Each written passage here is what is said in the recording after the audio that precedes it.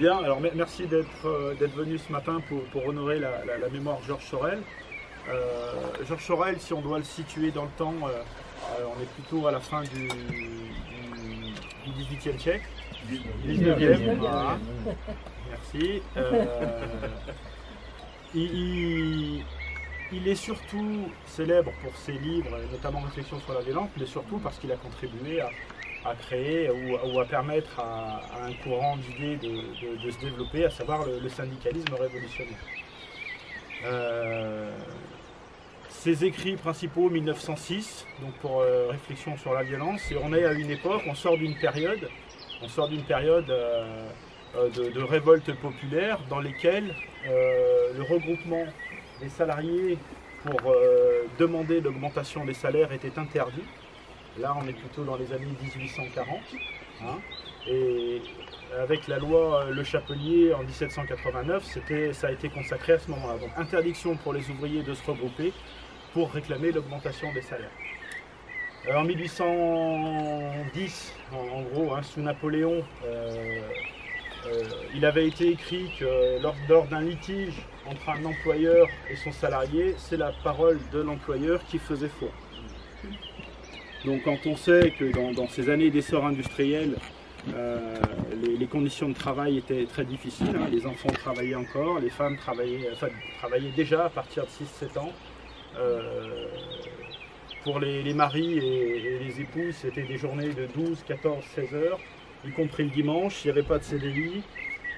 On était sur des contrats journaliers, hein, ou à la façon il y a un courant de mouvement ouvrier qui va se développer et Georges Sorel va y contribuer de manière assez forte. Alors pour l'anecdote, il faut savoir que Georges Sorel est enterré ici dans le caveau de sa compagne, Marie Euphrasie David, qui a priori elle n'est pas dans le tombeau, mais ils ont souhaité l'enterrer ici. Et toujours pour l'anecdote, il faut savoir qu'il y a deux gouvernements qui ont demandé à entretenir la tombe à la famille David. Donc c'est le gouvernement de Lénine et ensuite ça a été le gouvernement de Benito Mussolini. La famille a éconduit ces deux gouvernements et ces deux personnages en leur disant qu'ils ne souhaitaient pas trop politiser la chose.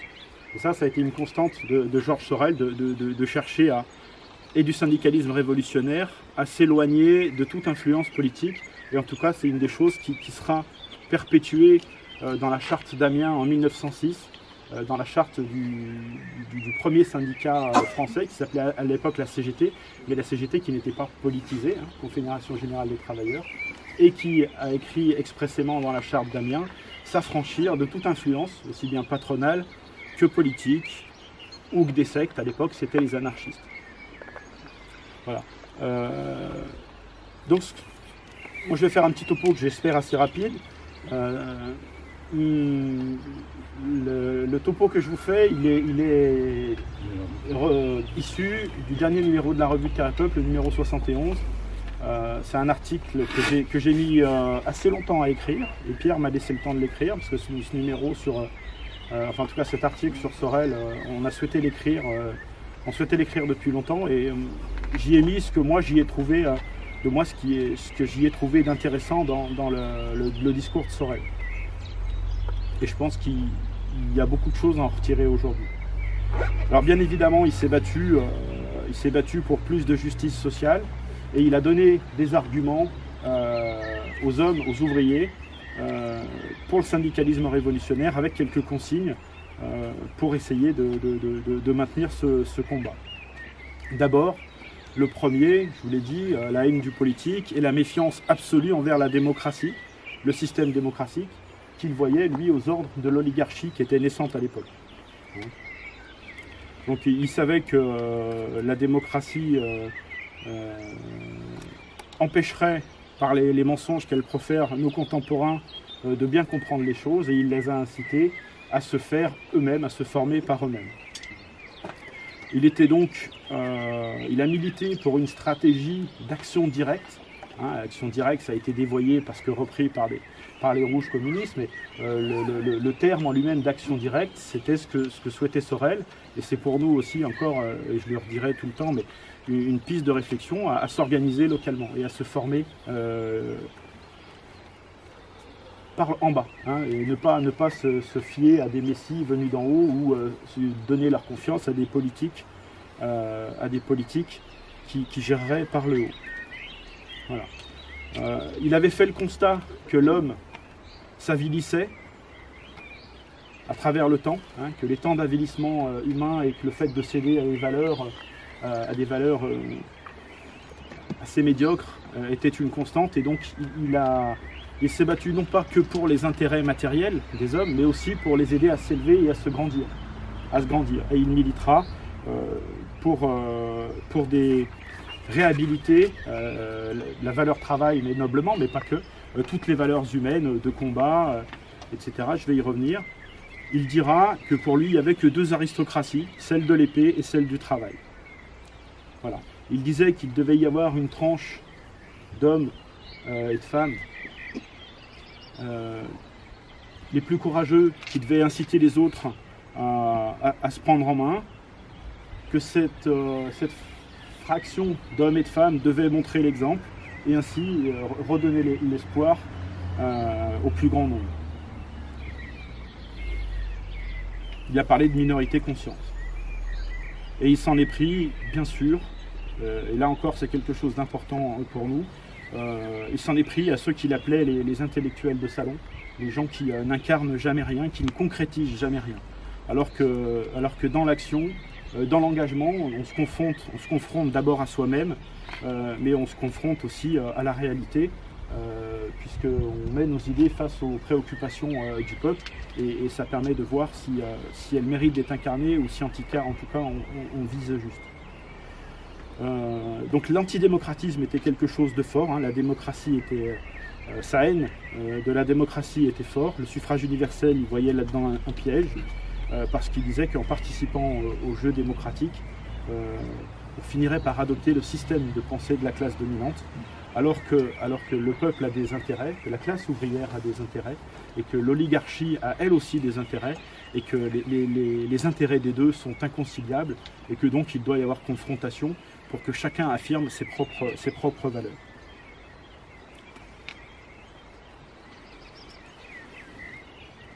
Il a théorisé, Pierre en a parlé hier, le mythe mobilisateur, mais il a aussi, et je vais y revenir, mais il a aussi théorisé la notion de violence, de violence comme moyen d'action pour s'opposer à la force de l'État et de ses lois. Donc ça a été repris bien évidemment, on pensera au squadrisme, à tous ces bataillons armés de gourdins qui venaient faire un petit peu le coup de poing pour changer la donne et pour imposer un nouvel ordre social. Parce que la violence de Sorel, elle avait pour but effectivement de détruire l'ordre bourgeois et d'en créer un autre plus porteur de justice sociale. Voilà.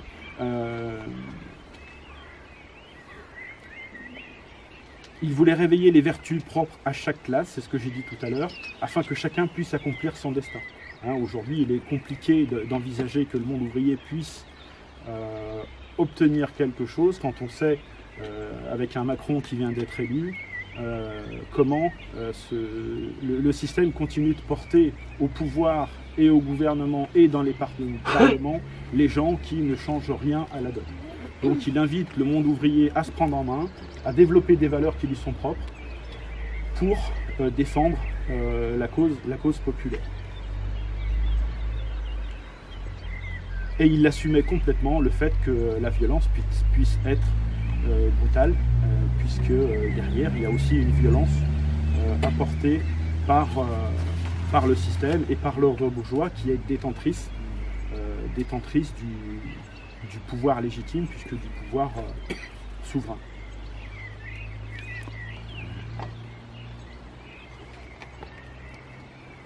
L'action directe, le refus du compromis et l'esprit révolutionnaire, c'est quelque chose qui devra s'incarner quasi quotidiennement, Parce que la formation permet l'éveil et elle permet l'autonomie opérative. Donc de comprendre ce qui nous entoure, d'avoir les moyens d'analyser les choses, de rivaliser dans les négociations avec les patrons quand il faut négocier des choses, donc d'être pleinement conscient de ce qu'il y a à défendre et de le défendre. Voilà. Et que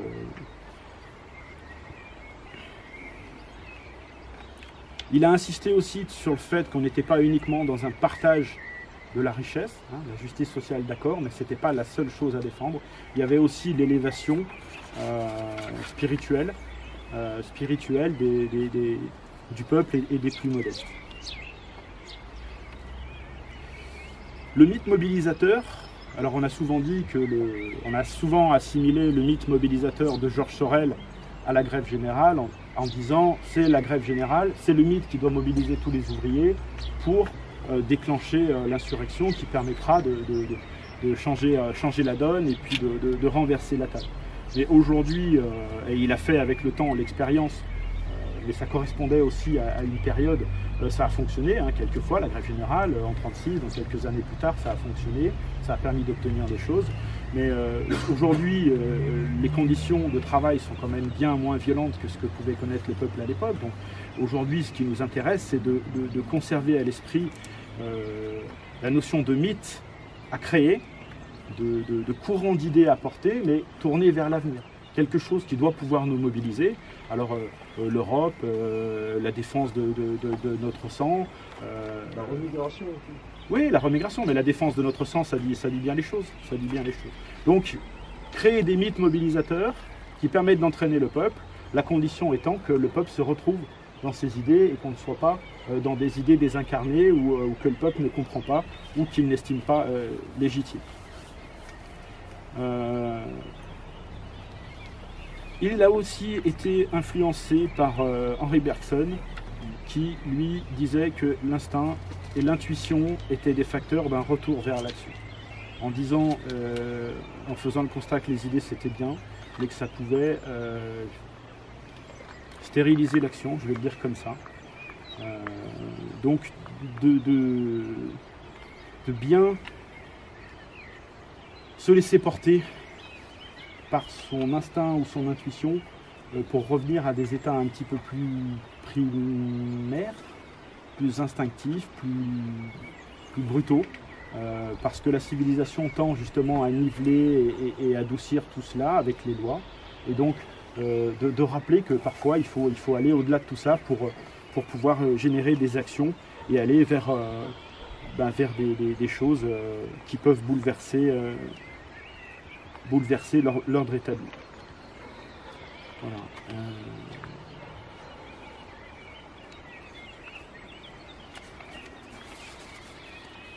Il rappelait, comme Vénère et comme d'autres, que l'histoire restait le règne de l'imprévu et qu'il ne fallait pas s'en remettre ni à la fatalité, mais se fier aux lois naturelles. Il fallait utiliser les passions comme des forces, les orienter vers l'action créatrice. Et l'action créatrice, je l'ai dit hier, Vénère l'évoque dans les corps francs de la Baltique, dans une conférence audio où il rappelle que l'impulsion des corps francs a été possible parce qu'une dynamique avait été créée, notamment en leur promettant des terres. Donc un motif, un mythe mobilisateur qui crée une dynamique. Et Mussolini, lui, en son temps, dira celui qui s'arrête est mort. Pour bien dire, une fois que la dynamique est lancée, il faut l'entretenir. Hein, en marche, mes camarades, c'est peut-être un peu artificiel, mais effectivement, sur les réseaux sociaux, il y a des gens qui ont fait des analyses en disant que la campagne de Macron avait été influencée par pas mal d'aspects issus de la tradition fasciste. Voilà. Il voulait les hommes combatifs et empreints de références héroïques. Hein, tout comme Pierce le disait, on a besoin de se souvenir du sacrifice de certains pour replacer le sens du combat et souvent lancer des choses un peu révolutionnaires. Bien évidemment, il était hostile à l'intérêt particulier. J'ai essayé de vous le dire hier, peut-être maladroitement, mais une force qui se met en marche, elle doit forcément être fédérée, elle doit forcément être solidaire, organisée, consciente, pour ne pas se tromper et pas tomber dans les pièges que peut lui tendre le système. Et que l'organisation implique d'aller contre nos penchants naturels. Quand je vous disais qu'il a lutté tout le temps contre l'avilissement de l'homme, effectivement c'est facile de se laisser gagner par les mœurs, les idées de la classe ennemie, en l'occurrence la classe bourgeoise. Donc il apprenait une éthique de l'honneur, de l'héroïsme, de la frugalité, de l'effort, de la discipline, du travail collectif. Voilà.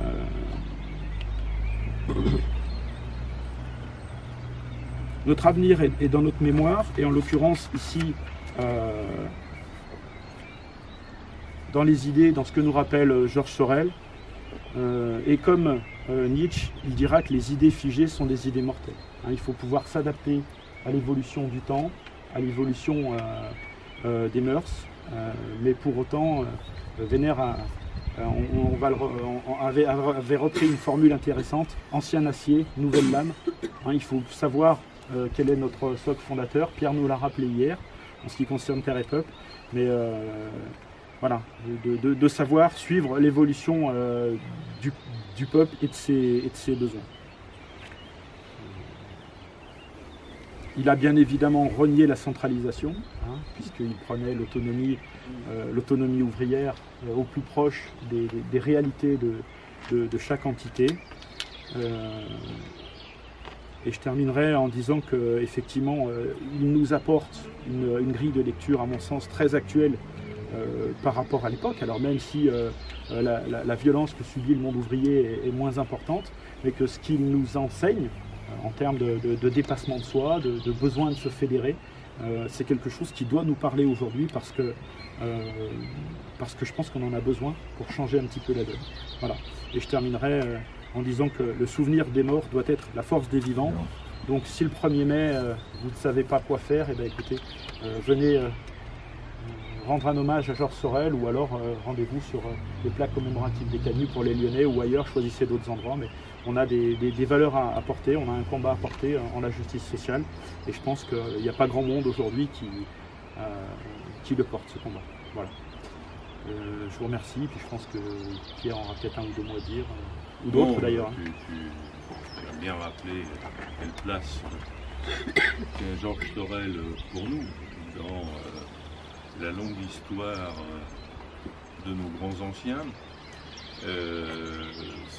Ça a été relevé bien souvent, mais c'est vrai que ces réflexions sur la violence, qui était le livre de chevet à la fois de Lénine et de Duce, c'est pas complètement anecdotique. Le hasard des choses a fait que Sorel est mort l'année de la marche sur Rome. Il y a des clins d'œil comme ça de l'histoire. Je suis un peu sensible. Et j'ai dans ma bibliothèque un exemplaire de l'édition originale sur la violence qui a été dédicacé par Sorel à la bibliothèque universitaire de Lyon. Voilà. Et alors le jour où j'ai vu ce livre sur les rayons de la BU, je me suis dit, ce livre sera mieux dans ma bibliothèque qu'ici. Donc j'ai fait ce qu'il fallait pour, et je pense que Sorel m'aurait approuvé la récupération individuelle. Bon. Et parfois il y a des choses plus surprenantes, enfin surprenantes non, mais moins connues. Sorel a influencé par exemple quelqu'un comme Maurras. Alors pour les gens qui obéissent au schéma académique bien classique, il n'y a plus rien. Alors Sorel, c'est l'extrême gauche, paraît-il. Maurras, c'est l'extrême droite, paraît-il. Or, Maurras doit à Sorel une formulation très importante dans la pensée maurassienne, qui est la distinction entre pays légal et pays réel. Ça, c'est la clé de beaucoup de choses, que nous reprenons, nous, à notre compte, complètement aujourd'hui. Hein, bon. Et donc, en fait, Sorel a été lu par beaucoup de gens, parce que certains universitaires, mais ceux qui me connaissent savent ce que je pense des universitaires, Euh, on est très bien placé avec Jean et quelques autres pour bien les connaître. Certains universitaires disent oui, non, mais Sorel, il a eu une influence confidentielle, il était élu par quelques illuminés, mais bon, ça n'a jamais débouché sur rien, ce qui est évidemment un contresens absolu. Mais ça, c'est révélateur, parce que ces gens-là essayent, au sujet de Sorel comme sur beaucoup d'autres sujets, de nier les évidences, de nier la réalité. Et ce qui est important, et c'est bien que Roberto ait souligné ça, c'est que Sorel n'est pas mort, puisqu'il dit encore, à travers tous ceux qui se reconnaissent, et nous en sommes, qui se reconnaissent dans ses réflexions, sa pensée, son action. Donc voilà, und die Sonne wiederkommt. Vous voyez, un signe du ciel. Le soleil revient. Le soleil revient. Donc voilà, merci à Roberto parce qu'il a fait un gros travail, il parlait de son article dans l'Antérépoque, il a fait un gros travail de recherche, de réflexion sur un sujet qui est malheureusement, c'est vrai, relativement mal connu parmi nous. Sorel, bon, c'est un nom. Ah oui,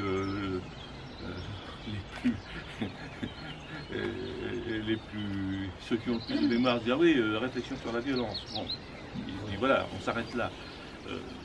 En fait, quand on lit de près l'œuvre de Sorel,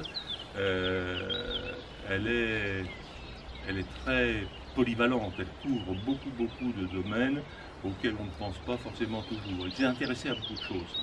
C'était un esprit de grande envergure et c'est ce qui fait qu'il s'est intéressé à beaucoup de choses. Alors voilà, nous sommes là aujourd'hui pour dire qu'on se souvient de lui. Un peu dommage qu'il y ait un acrobate qui soit sur sa tombe, mais c'est pas grave. Si vous avez des questions diverses, variées, des compléments d'informations, tout ce qui peut enrichir, on prend. Hein. On n'est pas de ceux qui croient qu'on détient une vérité révélée, bien au contraire. On s'enrichit. Quelle était sa profession? Ingénieur des ponts et chaussées. Est-ce qu'il a connu Blanqui ou c'est complètement une autre... Je pense que Blanqui c'est beaucoup plus tôt, puisque Blanqui c'est la commune de Paris. Effectivement, il l'a pas connu. Hein. Mais c'est l'affiliation. Il a été très proche de certains blanquistes. C'est compliqué l'histoire du blanquisme. Un jour peut-être qu'on s'y intéressera d'un peu près parce que ça mérite. C'est toute une filiation, le blanquisme. Et Sorel s'inscrit complètement dans cette filiation-là, effectivement, hein, puisque la grande maxime de Blanqui, c'était de dire qu'un révolutionnaire fait la révolution, continue à faire la révolution et fait toujours la révolution. Bon, évidemment, Sorel a repris à son compte cette ligne. Voilà. On peut dire qu'il était Nietzsche. Hein. Ah oui, oui. Je crois qu'il y a une chose à retenir, c'est la mobilité des idées. Lénine lui a reproché d'être quelqu'un d'inconstant, mais finalement, lui, il a choisi d'évoluer avec son temps et de ne pas rester figé. C'est pour ça que j'ai souhaité moins insister là-dessus. Parce que des idées, au long de toute une vie, on évolue tous, on s'en rend compte. Il y a des sujets sur lesquels on est moins sensible et à un moment donné et qui prennent de la place à un moment ou à un autre. Et effectivement, et ça aussi c'est un des enseignements que